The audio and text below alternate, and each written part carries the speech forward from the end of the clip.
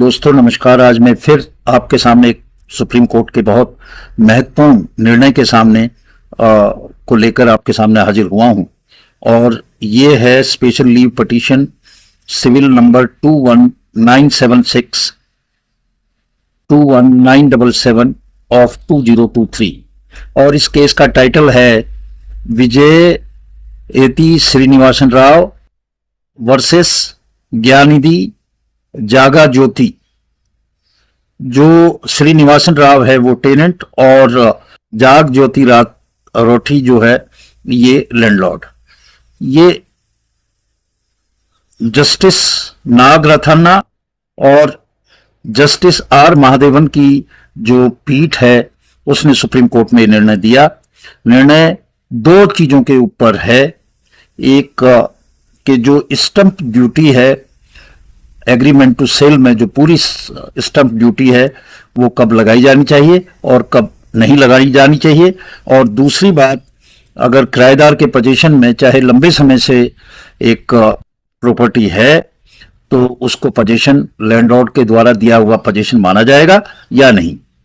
इसमें एक तो जो न्यायमूर्ति बीवी नागरत्ना है और न्यायमूर्ति आर महादेवन की जो पीठ है उसने आंध्र प्रदेश स्टंप अधिनियम के संदर्भ में एक फैसला सुनाया, जबकि उच्च न्यायालय के फैसले को उन्होंने रद्द कर दिया, जिसमें कहा गया था कि बेचने के लिए एक समझौता एक हस्ताक्षरण यानी कि कन्वेंस के बराबर है और स्टंप शुल्क की भुगतान की आवश्यकता है।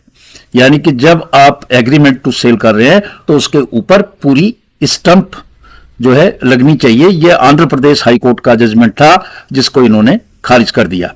इस केस की अगर हम पीछे दें कि हिस्ट्री क्या है तो इसमें एक लैंडलॉर्ड और टेनेंट का एक लंबा किस्सा है। जो टेनेंट है वो इस प्रॉपर्टी पे 50 साल से ज्यादा से रह रहा था।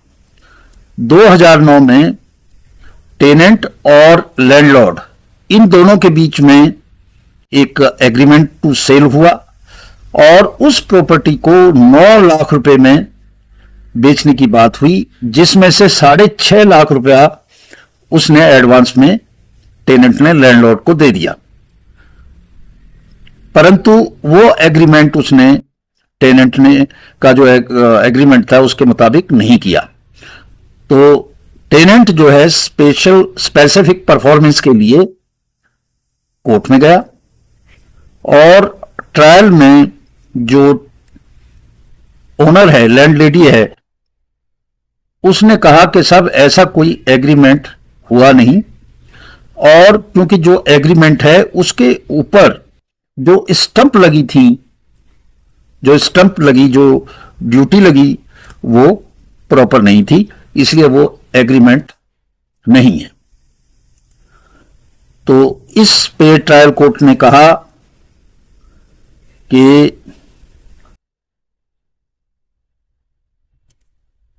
इस बात को उन्होंने भी माना उच्च न्यायालय ने, परंतु उच्च न्यायालय के फैसले से सुप्रीम कोर्ट ने असहमति जताते हुए न्यायमूर्ति नागरत्ना द्वारा यह फैसला लिखा गया था, उसमें कहा कि बेचने के समझौते को डीम्ड सेल के रूप में नहीं माना जा सकता।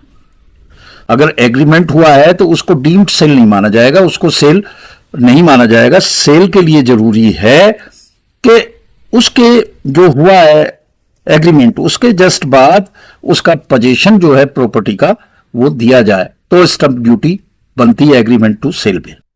अगर ऐसा नहीं हुआ है तो स्टंप ड्यूटी की कोई जरूरत नहीं है। तो इन्होंने एक तो ये स्पष्ट बात कह दी कि जो कब्जे का बेचने का समझौता एग्रीमेंट सीधा और अंतरंग संबंध होना चाहिए, यानी कि उसके जस्ट बाद में वो पोजीशन भी देना चाहिए, परंतु इस केस में पोजीशन नहीं दिया गया, कब्जा नहीं दिया गया। तो उसने कहा साहब मैं तो ऑलरेडी ये कब्जे में है, 50 साल से मैं इसका किराएदार हूं और 50 साल से ये प्रॉपर्टी मेरे कब्जे में है।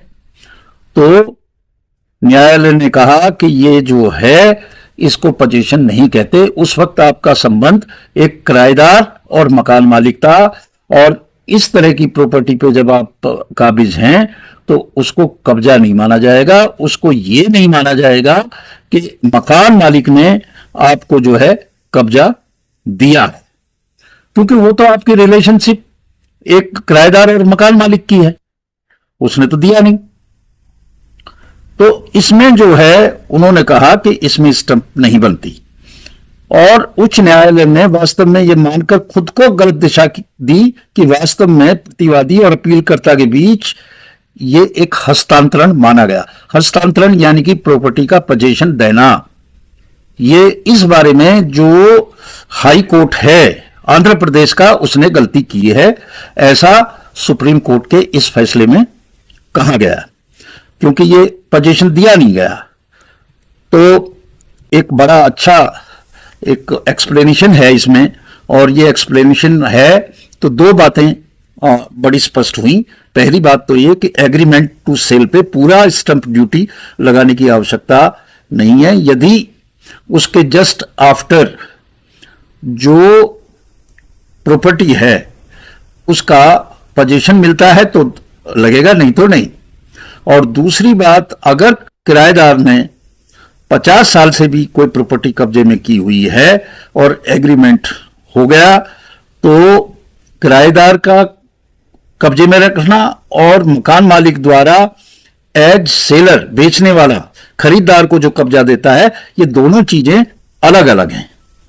इसलिए उन्होंने कहा कि इसको ना सेल माना जाएगा और इस पे स्टंप की आवश्यकता नहीं है।